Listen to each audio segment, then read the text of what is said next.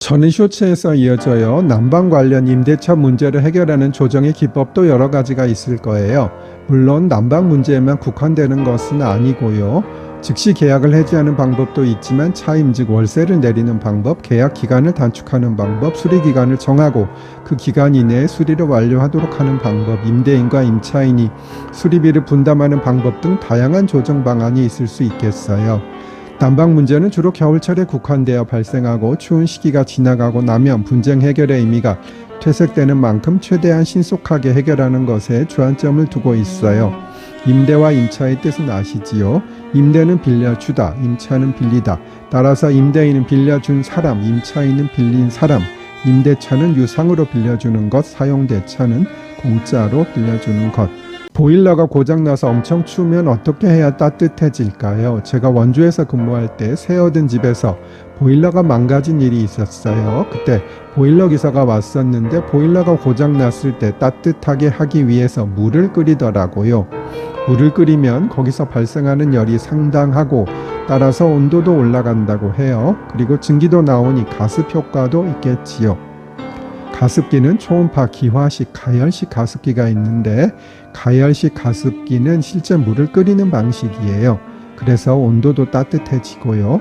직접 가스로 물을 데우면 가열식 가습기보다도 더 많은 양의 물을 데우는 것이고 수증기도 가습기보다 더욱 많이 발생할 것이니 당연히 상당히 온도를 올려주는 효과가 발생할 것으로 보이기는 합니다. 그래도 이것을 난방에 비교할 수는 없었고요. 간신히 하룻밤을 보냈습니다. 변호사에게 일을 맡기려면 당연히 대가를 지급해야겠지요. 변호사에게 일을 맡기는 것을 법적으로 설명드리면 위임계약이에요. 그런데 민법에는 위임계약은 무상의 원칙으로 되어 있을 겁니다. 이는 너무 현실에 맞지 않긴 해요. 어쨌든 변호사가 공짜로 일을 해주는 일은 거의 없고요. 변호사에게 주는 돈은 두 가지인데요. 처음에 지급하는 착수금은 말 그대로 일에 착수할 때 지급하는 것입니다. 착수금은 계약 체결과 동시에 지급하는 것이 원칙이겠지요. 대부분 전액을 지급받아야 일에 착수하고 저도 그런 편이긴 합니다만 믿을 수 있는 분이고 급한 사정이 있다면 분납을 허용해 드리는 일이 없지는 않습니다. 그래도 일시에 주시는 것이 훨씬 더 좋긴 하겠지요.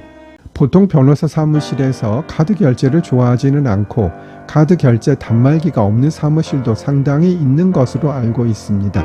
그런데 저는 의뢰인들의 편의를 위해서 카드 결제 단말기를 준비해 놓고 있긴 합니다. 카드 결제 수수료는 얼마나 될까요? 전에 한번 설명드렸듯이 1.5% 정도입니다. 꽤 큰 금액이라고 생각이 되지요. 그런데 가끔은 송금으로 결제하는데 카드 수수료 1.5%를 빼달라는 분들이 계세요. 그것은 원래 그렇게 요구하실 수가 없는데 아주 가까운 분들은 해드린 적이 있기는 합니다만 앞으로는 안 해드릴까 합니다. 저는 카드 가맹점이고 카드 결제를 거부해서는 안 되겠지만 카드 수수료를 빼고 송금으로 받아야 할 의무는 없으니까요. 다음에는 성공보수금 설명드릴게요. 착수금은 설명드렸고요. 성공보수금은 맡긴 일이 성공하였을 때 의뢰인이 변호사에게 지급하는 금액입니다.